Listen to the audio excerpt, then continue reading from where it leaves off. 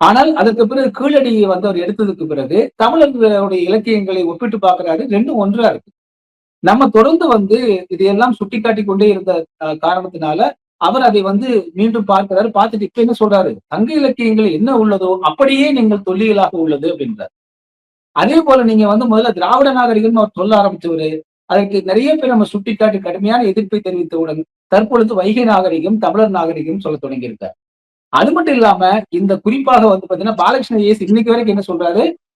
இது வந்து வடக்கு இருந்து தான் எல்லாமே தமிழர்கள் உட்பட எல்லாமே வந்தான்னு சொல்லும்போது, இப்போ அமர்நாத் ராமகிருஷ்ணா என்ன சொல்றாருன்னா, 60,000 ஆண்டுகளுக்கு முன்பாகவே இங்க மானுடம், லட்சக்கணக்கான ஆண்டு காலமாக மானுடம் இங்கே வாழ்ந்ததற்கான ஹோமோ சேப்பியன்ஸ் இங்க இருந்ததற்கான தரவுகள் தமிழ்நாட்டில் தான் உள்ளது அப்படின்னு பேச ஆரம்பிச்சிருக்காரு. தொடக்கத்தில் 2 பேர் ஒன்றாக பயணிப்பது போல தோன்றினாலும் கூட, ஆனால் நீங்க அமர்நாத் ராமகிருஷ்ணன் இப்போ தன்னத்தனியாக இல்ல நம்ம பாலகிருஷ்ணனோ அல்லது இது அவர் போன்ற வைக்கக்கூடிய கருத்துக்கள் வந்து புரிதல் இல்லாம வைக்கிறாங்க அப்படின்னு பேச தொடங்கி இருக்காரு அப்படிங்கிறது தான் இதுல மிக முக்கியமா நம்ம கவனிக்க வேண்டியது. அதனால அந்த தொடக்கத்துல நான் சொல்ல வேண்டியதா போச்சு.